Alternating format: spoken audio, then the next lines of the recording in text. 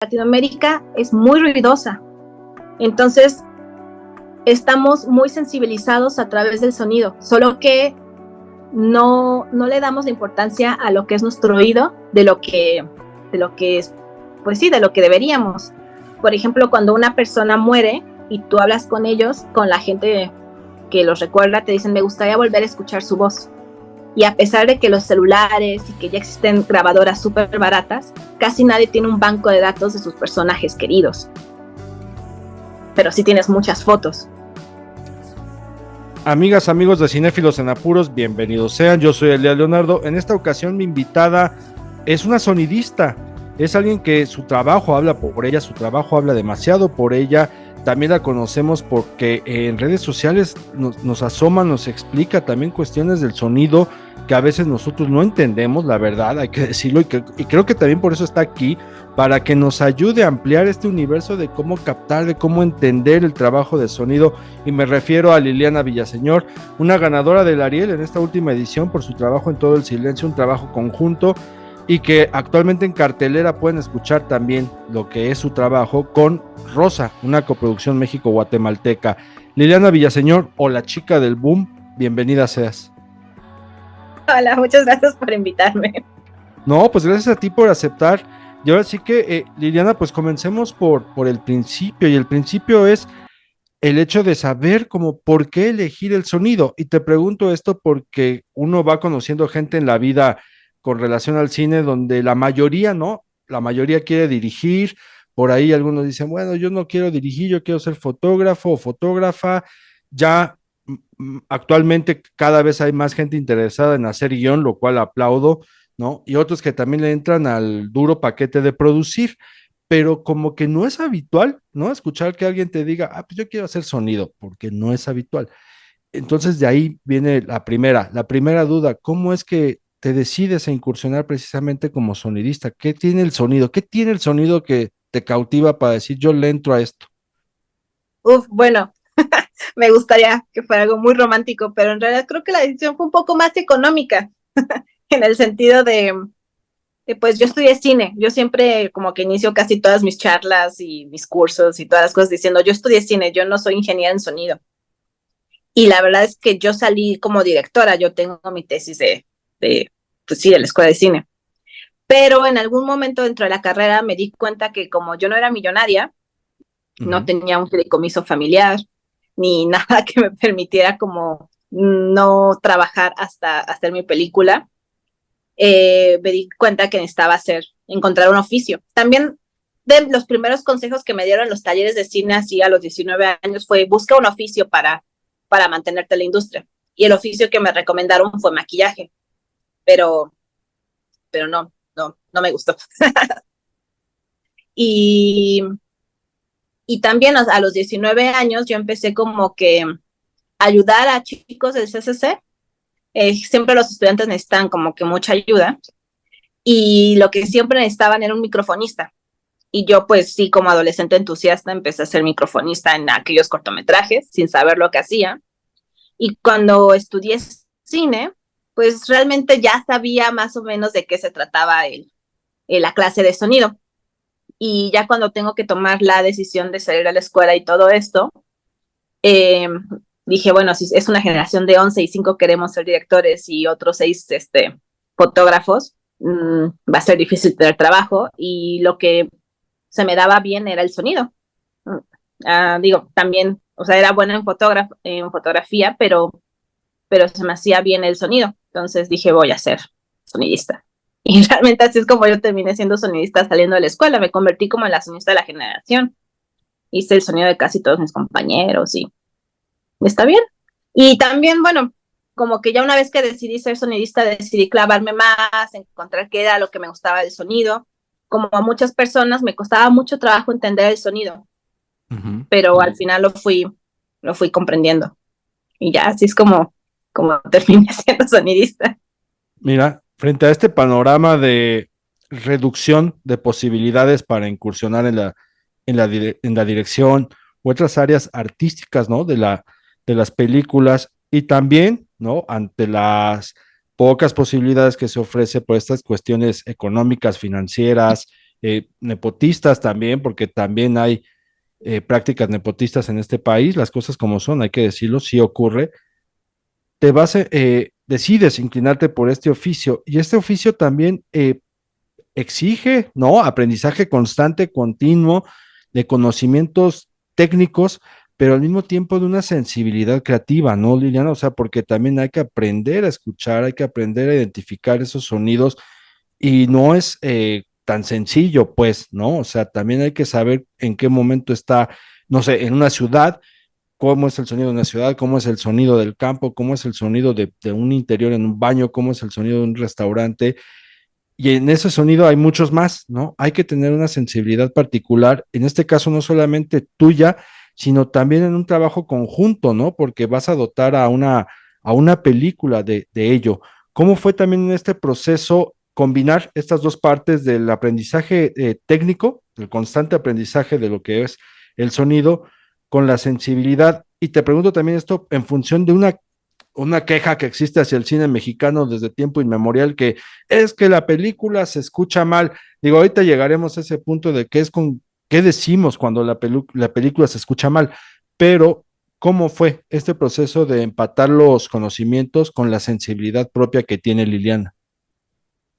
Mira, fue un proceso muy, muy difícil en el sentido de el primer curso que yo tomé de diseño sonoro fue a los 20 años en el CCC y todos eran como que ingenieros de Fermata, de la Gemartel, y yo, pues como te acabo de decir, yo lo único que había hecho habían sido cortometrajes del CCC y, y recuerdo que no entendía nada de lo que me estaban diciendo, así vimos Pro Tools, teníamos que hacer un cine minuto, no entendía el programa. Y incluso recuerdo que una vez hice una pregunta, ya ni recuerdo qué pregunté, pero me imagino que debe haber sido tan estúpido que un ingeniero en acústica que era compañero ahí del curso me dijo, bueno, pero en tu prepa sí les enseñaron binario, ¿no? O sea, no tengo la menor idea. Y con el tiempo, o sea, ya entrando a la escuela de cine y entendiendo la narrativa, caí en la cuenta que en realidad el sonido es lenguaje. Y cuando me di cuenta que el sonido era lenguaje, en realidad el cine se me abrió exponencialmente. Dejé de ver las películas, pues como antes las veía, así de, ay, qué bonito cuadro, ay, el chivo, quiero hacer fotos como, o sea, ¿Sí?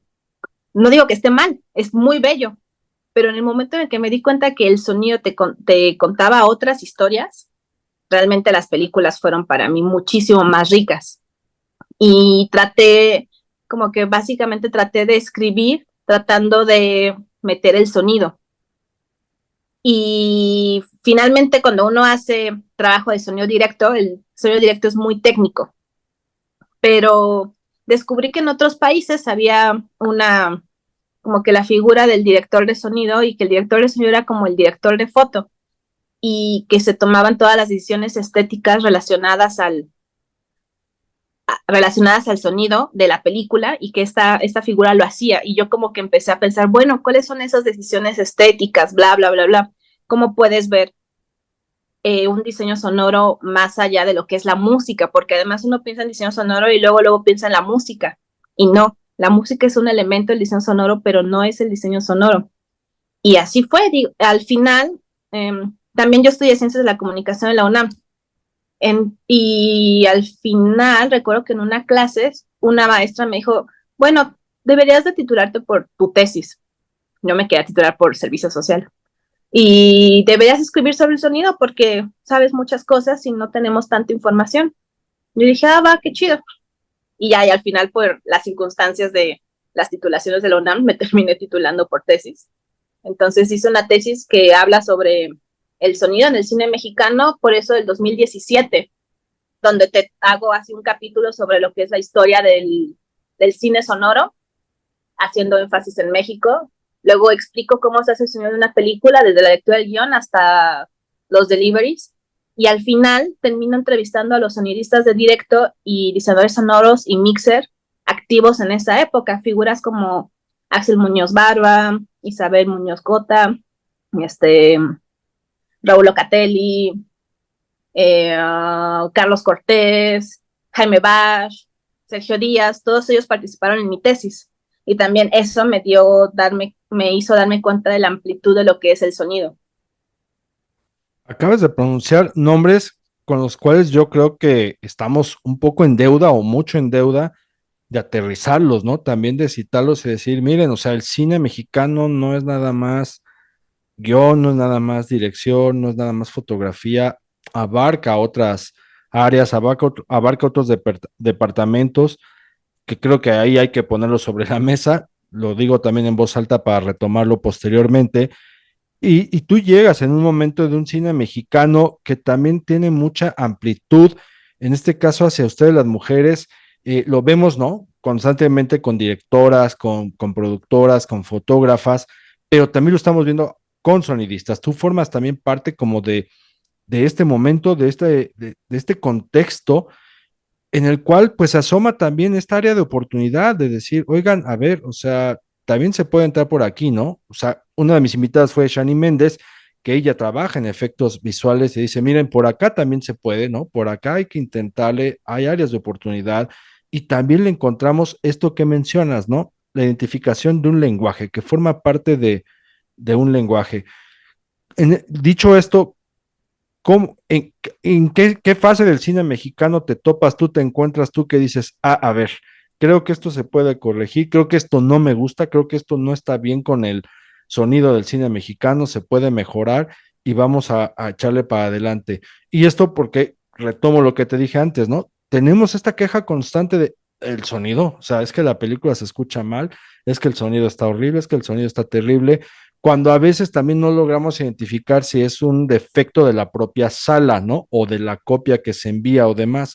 Digo, recientemente me pasó en el Festival Internacional de Cine de Guanajuato con una copia que mandaron de La Arriera, una muy mala copia que además calibrado muy mal con la sala, pues el sonido no daba, ¿no? Entonces tampoco puedes tú criticar el sonido cuando las condiciones no están dadas para apreciarlo tal como viene en la película. Y a veces creo que también confundimos eso nosotros en culpar directamente al sonido cuando no vemos otras cosas, pero a veces sí el sonido no está bien hecho en las películas.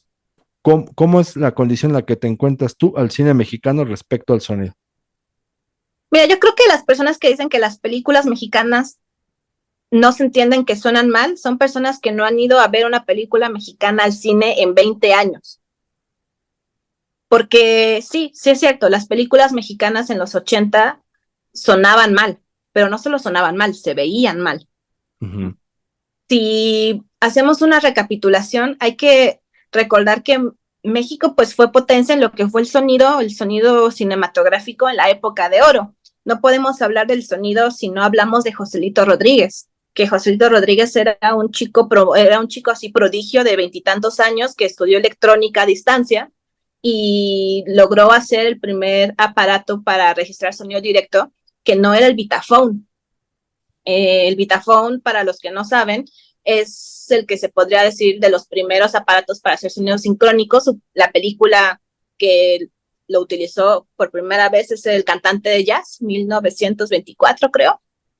Y en ese tiempo, para utilizar el Vitaphone necesitabas pagar por copia y por rollo de película. Entonces, hacer o sea, no te rentaban el equipo, te rentaban la concesión, todo esto, y era carísimo. Y entonces, cuando quieren hacer películas sonoras en México, se encuentran con este tope financiero y conocen a Joselito Rodríguez, que tenía su aparatito que él había hecho, que él hizo como que en su garage. Lo hizo y gracias a Joselito Rodríguez se pudo hacer Santa, que es la primera película sonora en México y es una película que, a diferencia del cantante de jazz, tiene aproximadamente 90 minutos de sonido sincrónico. El cantante de jazz tiene una frase sincrónica y y a partir de eso se empezó a hacer cine sincrónico en México. Entonces, el cine de oro le debe mucho a Joselito Rodríguez si lo analizamos en ese punto. Y después Joselito Rodríguez se aburrió, decidió ser director de cine, dirigió varias películas y nadie continuó ese legado. Entonces se perdieron todos sus conocimientos, luego vino esta onda en la cual el cine mexicano cayó en decadencia, las salas de los exhibidores estaban muy malas, estaban rotas las bocinas, y es hasta los 90 que deciden renovar los estudios Churubusco ya es donde entra la figura de Jaime Bash, que es muy importante porque él es de los que renovaron los estudios Churubusco. Y cuando yo lo entrevisté, esto está en mi tesis, él cuenta que la decisión que tomaron fue tenían que invertirle mucho dinero y le metieron a lo que es lo digital. Y entonces por eso la sala THX de los estudios Churubusco al renovarse se volvió así la sala de mezcla en Latinoamérica durante un buen rato.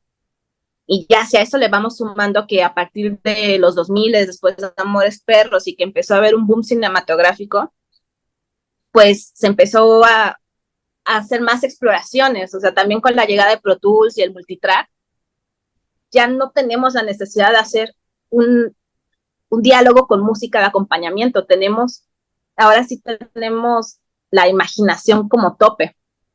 Entonces, sí, si tú dices que las películas mexicanas suenan mal, es porque no has ido al cine en un buen rato. Y no estoy hablando de todo el silencio, sino que si yo la hice, ¿no? Pensemos y tampoco hablemos de Roma, que tuvo mucho dinero. Veamos películas sencillas, no sé, veamos Güeros, veamos Temporada de Patos, eso, Luz Silenciosa. Son películas mexicanas que suenan bien, pero bueno, si no las viste en el cine o no las conoces, tampoco tienes como que ese registro. Y es más, las películas que podríamos como que pensar como cine comercial, también suenan bien. Que no tengan mucha exploración artística es otra cosa, pero suenan bien. Entonces sí, eso es como que de los mitos que todavía persisten en el cine mexicano. Sí, y es una crítica permanente, constante, de, es que el sonido se escucha mal, pero a veces no sabemos realmente, a ver, ¿a qué estás diciendo? ¿A qué nos estamos refiriendo con sonido, ¿no? O sea, la bocina de la sala, esto que también mencionabas, que a veces se confunde también la música como parte del sonido, la mezcla sonora, en fin, muchas vicisitudes.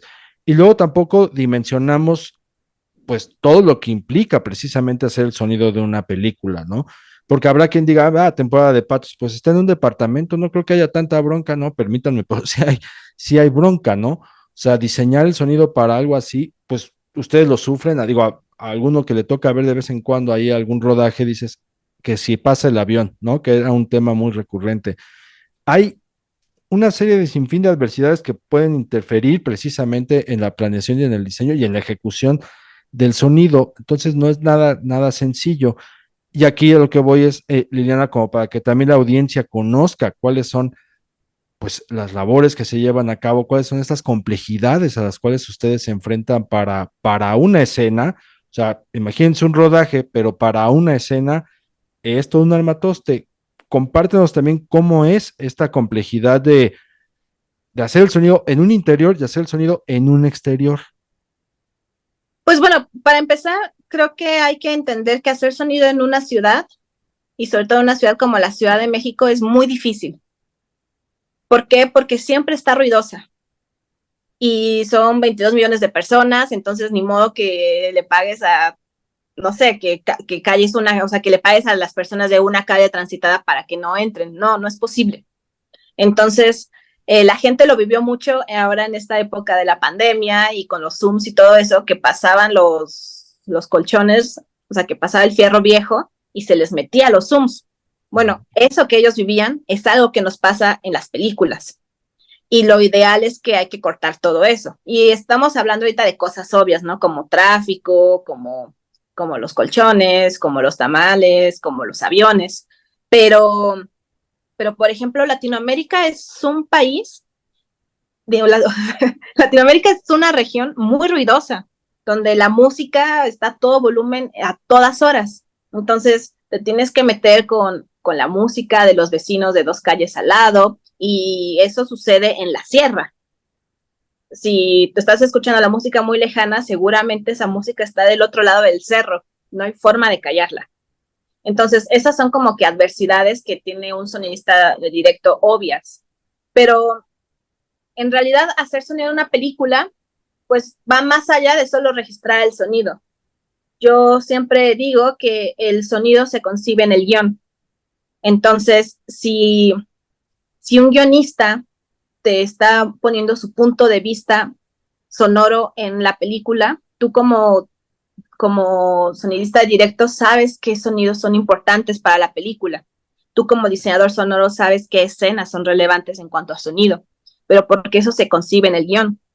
Y a la par, el primer sonidista de una película es el director y el productor, porque así como les acabo de hablar de los aviones y de todo lo complejo, es, yo puedo ser, o sea, yo te puedo traer al mejor sonidista del mundo, y si el mejor sonidista del mundo no tiene el apoyo del director y el apoyo de producción, nunca se va a lograr eso.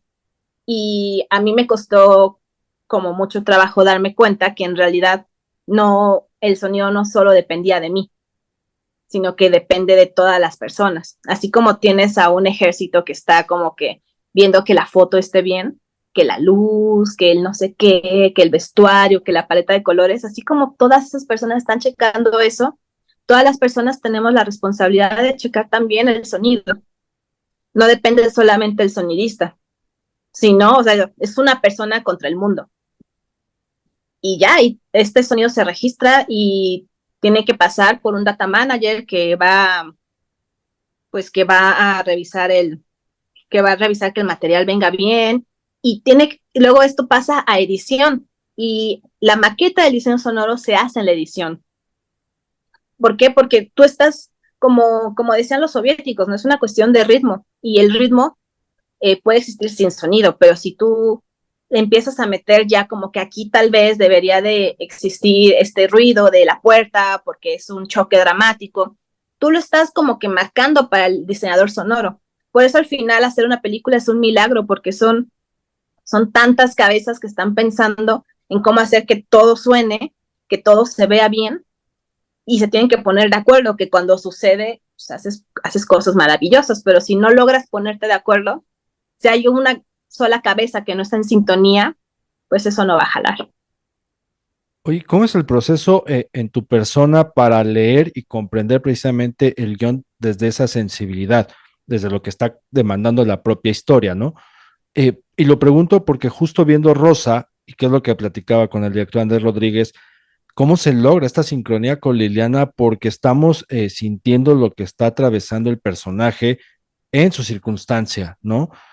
Porque yo decía, bueno, es desesperante el silencio, pero hay otros elementos, o sea, estos ruidos, ya sea graves o agudos, que estamos escuchando a su alrededor, también nos están contando algo.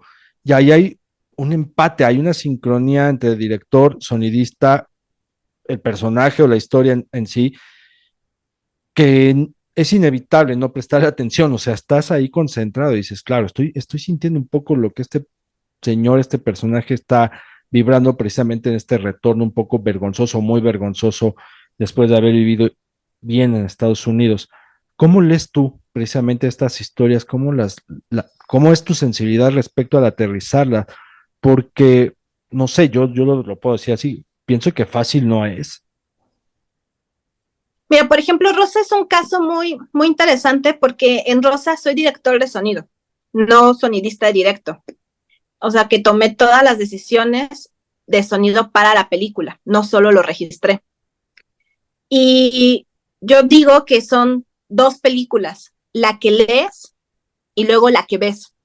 Generalmente el sonidista de directo solo tiene la película que lee, y a veces el diseñador sonoro solo tiene la película que ve. Y a mí me tocó pasar por ambas, me tocó pasar por lo que es leer el guión. Creo que yo me leí dos versiones del guión, y luego vi, vi la película, y no solamente me vi la versión final, vi la versión que mandamos para el Work in Progress de San Sebastián, o sea, vi varias películas. Dentro de todo esto, creo que lo que es importante identificar es al personaje, y, y hay que entender a tu personaje, no solamente de forma sonora. ¿Por qué? Porque si regresamos al hecho de que el cine es un trabajo en equipo, muchas veces lo que el personaje está viendo no es lo que está sintiendo, y por tanto no es lo que está oyendo. Pero si tú entiendes a tu personaje y de qué va la historia, puedes llegar a una sincronía. Lo que tenía de constante Rosa es que el personaje de Héctor no se hallaba, y no se hallaba, era una especie de un Robinson Crusoe. No era ni de aquí ni de allá. Ujú. Y, y yo recuerdo que al leerlo pensé mucho en un libro de, ay, así Andrés me va a matar. No, dilo. Así no, o sea, yo pensé en un libro de Vargas Llosa, que se llama Travesura de la Niña Mala. Ujú. Y este libro yo lo leí en la prepa y a mí me generaba pues mucha inquietud que el personaje vivía en París y siempre estaba recordando Perú. Y cuando regresaba a Perú, pensaba mucho en París y que no era ni de aquí ni de allá. Y yo decía, es que esto le está pasando al personaje. Y coincidió que en esa época, pues yo empecé a hacer cine y empecé a conocer mucho el mundo y me di cuenta de lo que es la pertenencia para muchas personas. Y, y Héctor justo lo que tiene es un sentido de no pertenencia. Ujú. Y lo que, o sea, ya una vez identificando como que eso, yo me puse a pensar en los momentos en los cuales yo me sentía con no pertenencia. Y claro, o sea, por ejemplo, tú vas a un país desconocido a hacer cine y hay cosas en las cuales tú no perteneces. Vas a ciertas fiestas y tampoco perteneces. O te la pasas todo el tiempo haciendo cine y regresas con fiestas de tu familia y tampoco perteneces. Y desarrollando eso, piensas, ¿qué es lo importante para Héctor en este momento? Y lo importante para Héctor en ese momento era en realidad como que no lo sabíamos en realidad, porque Ujú. nunca lo decía, pero ¿cómo podíamos pensarlo? Y era a través de lo que él estaba escuchando. O sea, creo que tenemos un momento subjetivo cuando está en la caña y entonces fue como que el único momento que logramos hacer que él entrara como que en un viaje muy extraño y después regresamos otra vez a cosas reales. Entonces, esto es lo que está escuchando, pero no es lo que está sintiendo. No sé si me di a entender. Sí, y si no te diste a entender, no te preocupes porque, a ver, gente, vayan a la Cineteca Nacional de las Artes a ver Rosa para que le entren a esto que estamos explorando, porque es, es una película que desde el silencio y los sonidos, les digo, graves o agudos, nos está contando mucho. Y antes de pasar precisamente a esa exploración de lo que es la ventana de las coproducciones, Liliana, como parte también de la internacionalización de los talentos mexicanos, nada más como que ayúdanos a diferenciar qué es entre un director de sonido, qué es el diseño sonoro y y qué es el sonidista, ¿no? Porque también podemos creer que es lo mismo y no.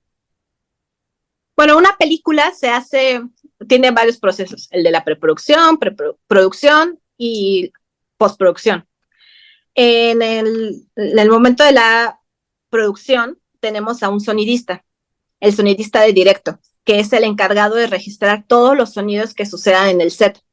Este departamento tiene al sonidista de directo, tiene un microfonista, el microfonista se encarga de poner todos los micrófonos, de operar el boom, y en el mejor de los casos ha estado desapareciendo, pero si alguien que tiene aquí dinero y decisiones importantes me escucha, no desaparezcan al cablista. Es el equivalente al second de cámara. Y tiene que haber un cablista o utility guy, como dirían en Estados Unidos, y entre ellos tres van a registrar todo el sonido. Tienen que registrar diálogos, que es la prioridad, ambientes, tienen que registrar sonidos incidentales, y todo eso sucede en el rodaje. Cuando pasas a la edición, creo que la edición es el único proceso en el cual no hay un encargado de sonido realmente. Ahí es donde está el editor que está montando la película y el editor te va a pasar lo que es un archivo llamado OMF o AAF, que es la película ya editada y sincronizada, y eso le llega al diseñador sonoro. El diseñador sonoro es la persona que se encarga de hacer la propuesta sonora y estética de la película. Ahora, en México tenemos la figura de diseñador sonoro, pero en Estados Unidos existe el supervisor sound, el supervisor de sonido, que, que es como que una figura un poco más arriba que se encarga de checar todos los procesos de la post de sonido, porque la post de sonido tiene un editor de diálogos, porque por muy buen sonista que sea, siempre va a haber como que golpes en el micrófono o babitas, esas cosas hay que quitarlas si lo hace el editor de diálogos. Hay un editor de efectos que hace, por ejemplo, en Rosa, el efecto de cuando cae el camión de caña. Ujú. Ese efecto es un editor de efectos que además también se pensó en el rodaje. pero bueno, generalmente el editor de efectos hace ese tipo de efectos. Hay un editor de ambientes que se encarga de editar toda la atmósfera sonora, un editor de folies, que son pues los que hacen que la ropita, que los pasitos, que todo eso, y el músico. Por eso digo, la música es un elemento del diseño sonoro, pero no es el diseño sonoro. Y todo esto se junta a través de una propuesta artística que es la del diseñador sonoro. Cuando el departamento es muy, o sea, cuando las películas son muy grandes, todo esto además lo maneja el supervisor de sonido. En México, generalmente el diseñador sonoro y el supervisor de sonido es la misma persona.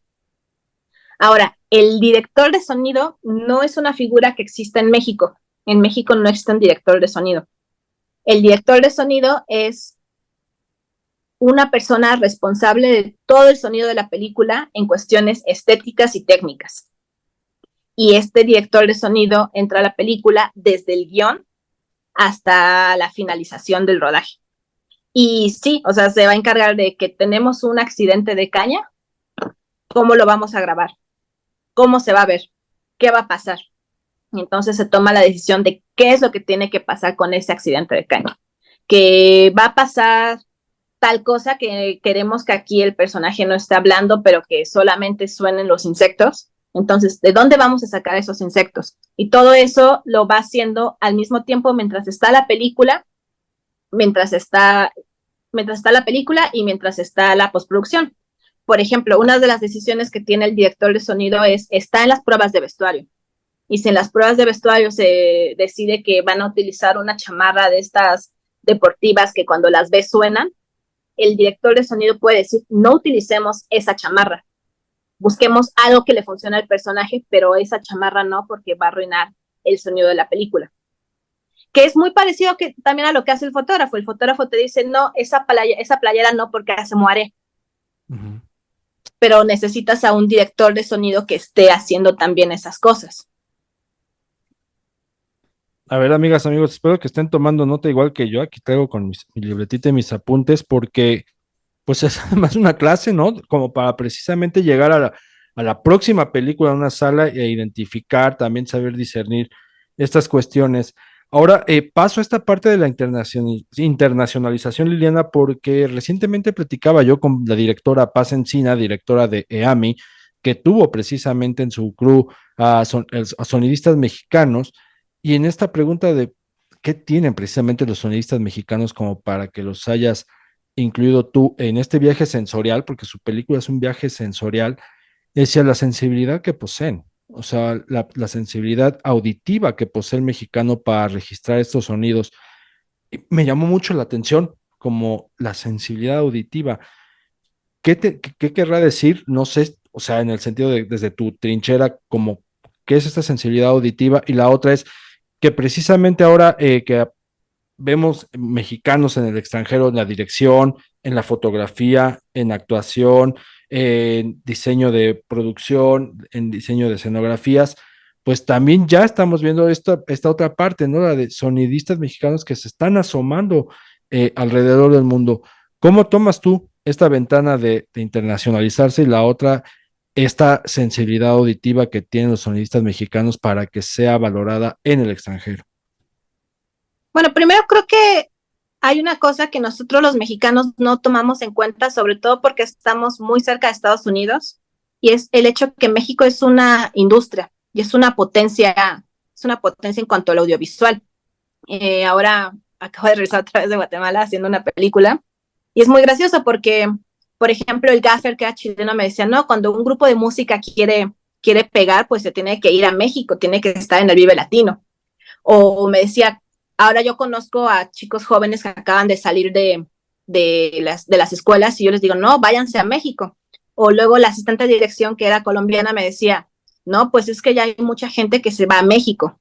Y claro, nosotros pensamos en México, pero porque nos comparamos con Avengers. Pero si pensamos pero cuando hablas con todas estas personas, es claro, México es una industria, que es una industria pequeña comparada con Avengers, también es cierto, pero México es una industria. Ahora, algo que tiene diferente la industria mexicana y la industria estadounidense en cuanto al sonido es la forma. hay dos formas de hacer sonido en el cine, y es la que se va a través del ADR, que significa Additional Dialogue Recording, o podríamos pensarlo como doblajes, y la que utiliza de base el sonido directo. Y las películas que utilizan de base el sonido directo son todas las películas de Latinoamérica y las películas francesas. No estoy diciendo que una sea mejor que la otra, cada una tiene sus propias posibilidades estéticas y narrativas que son muy buenas, pero Latinoamérica se basa en esto. Entonces, somos una industria, o sea, estamos acostumbrados a salir de una película y entrar con documental y que a una serie y que luego hay un comercial. Eso sucede en México. No sé cómo sea en Estados Unidos, nunca he trabajado ahí, pero seguramente si a la gente aquí en México les pasa, en Estados Unidos les ha de pasar el doble. Entonces, eso es una. Dos, trabajamos como toda Latinoamérica. Entonces, utilizamos el sonido directo y entendemos todas las complejidades que tiene el sonido directo. Por ejemplo, para comprar equipo, o sea, estás a un vuelo a Los Ángeles para comprar equipo. Y si no, te llega vía Next, te llega Amazon.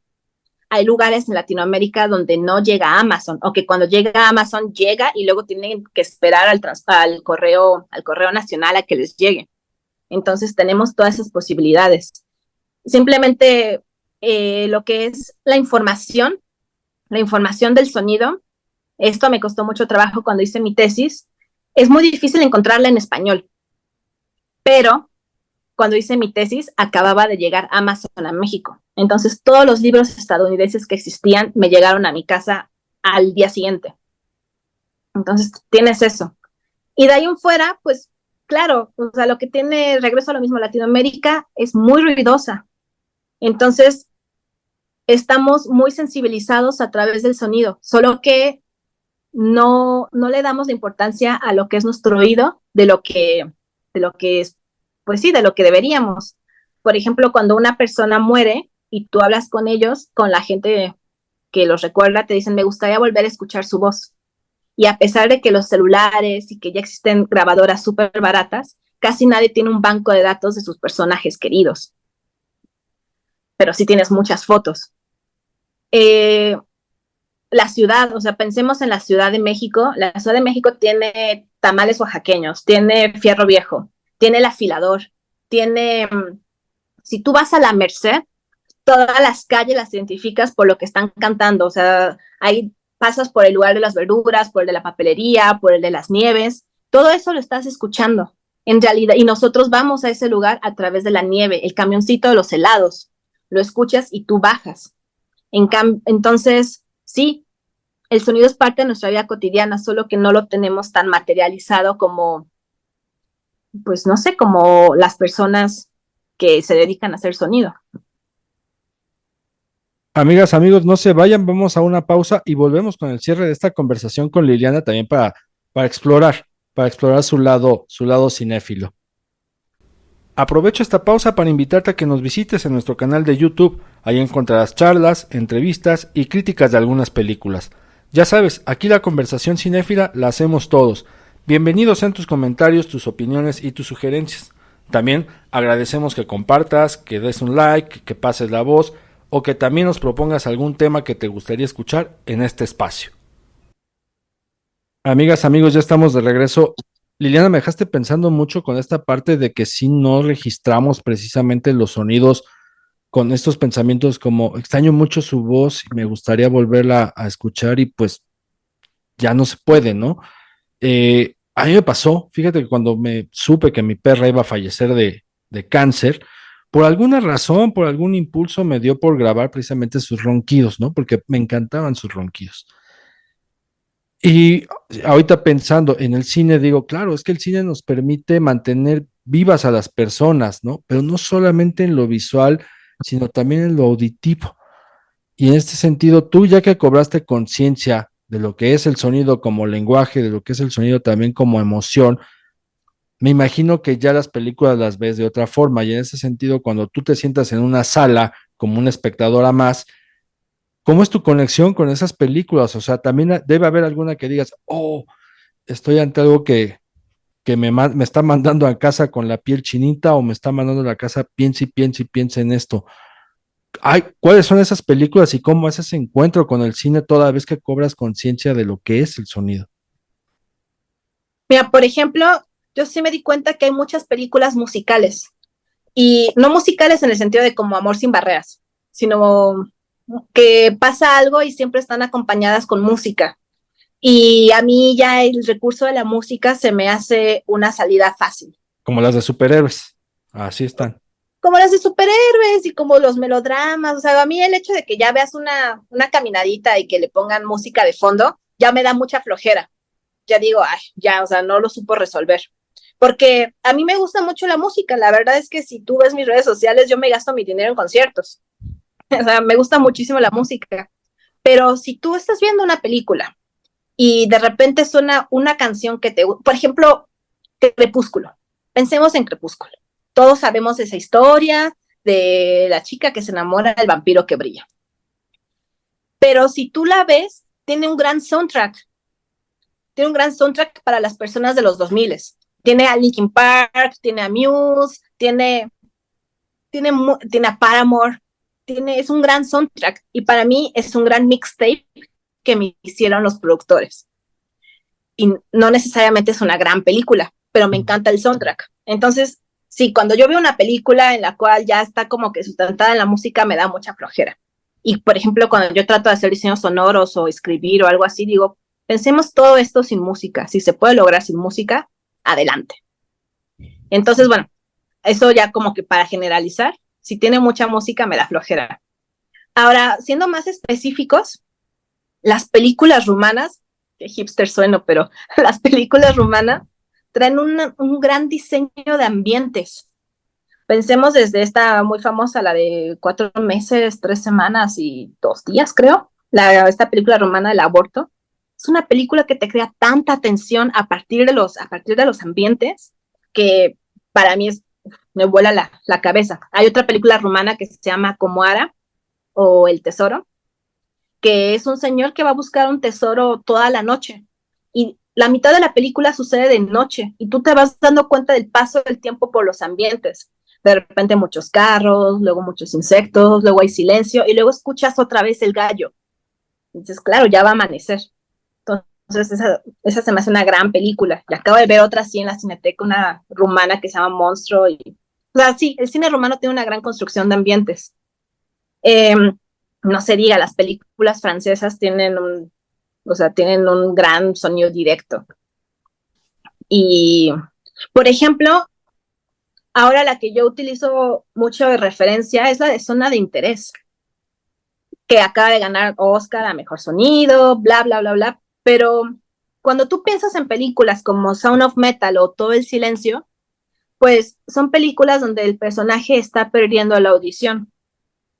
Entonces, claro que te pones a pensar en cómo vas a utilizar esa propuesta estética para narrarlo pues sí, de forma sonora y te da muchas posibilidades. Pero eso solamente es el inicio. Pensemos en una película súper cliché sobre el holocausto, bla, bla, bla, bla, bla, lo que tú quieras, y cómo lo narramos de una forma que sea diferente. Entonces, a mí lo que me encanta de Zona de Interés es que es la película que se escucha y la película que ves. Y todo lo que se escucha, en realidad, es todo lo que ya hemos visto en muchísimas películas y nos hace salirnos así de...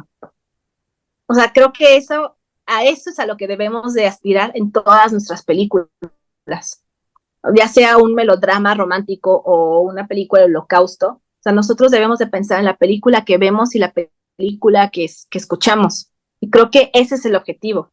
Creo que es un buen punto de partida cosas como Son of Metal, Regreso todo el silencio, pero hay más posibilidades y Zona de Interés es la prueba. Y además, para ir cerrando, hablabas o ponías este ejemplo de lo que pasa con las chamarras, con algún atuendo de cualquier personaje. Como sonidista también, la voz, ¿no? La voz de los talentos, porque no sé, o sea, si tú dices, ay, a ver, me va a tocar grabar a Joaquín Cosío, que tiene una voz grave, muy pronunciada, y a lo mejor el personaje va a tener que gritar, ay, no, no te vayas por ahí.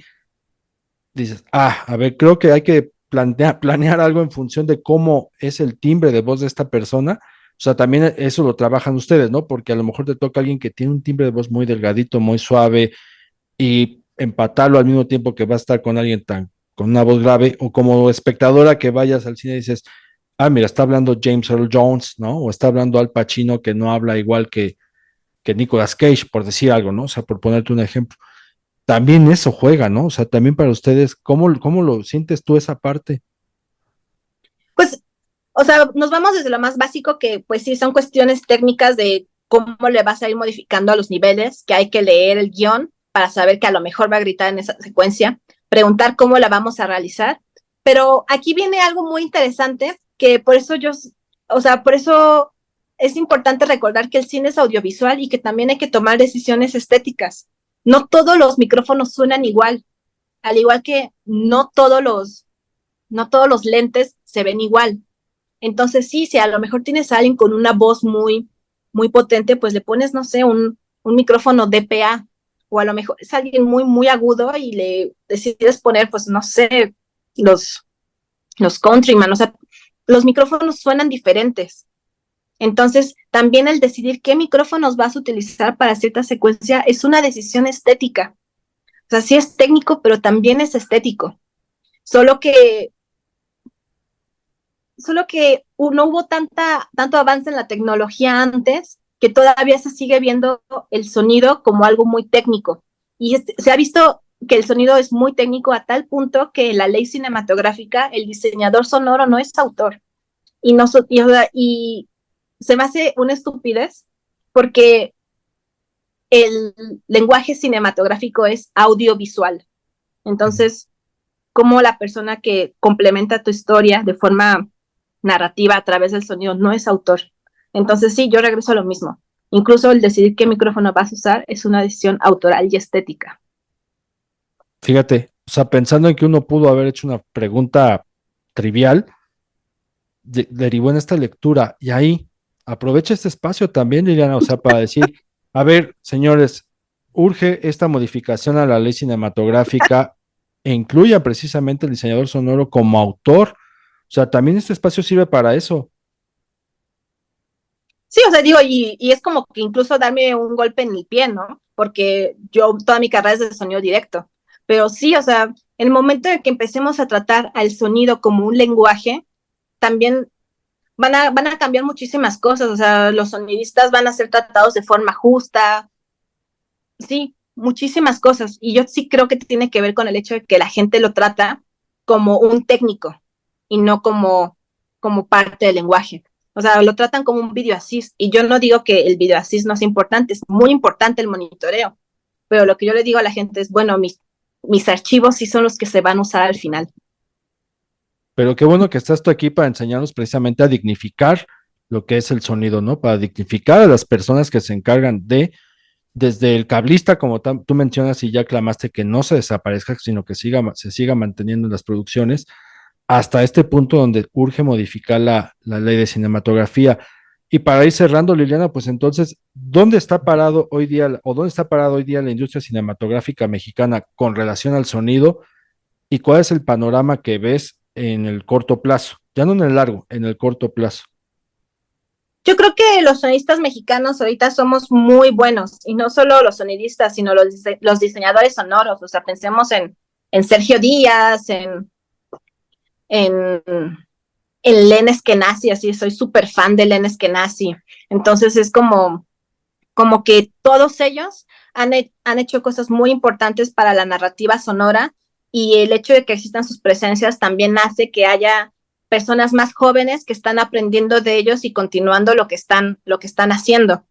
Este, y en sonido directo igual, yo siempre digo que mi vida me cambió cuando conocí a Chabela Muñoz, ¿no? Entonces es como que el hecho de que haya gente tan buena también hace que no se va, o sea, yo siento que no va a pasar lo mismo que pasó como con Joselito Rodríguez, porque siento que sí hay nuevas generaciones que están muy curiosas en lo que es el sonido, y creo que eso va a trascender. Más bien creo que el futuro del sonido cinematográfico depende del futuro del cine nacional.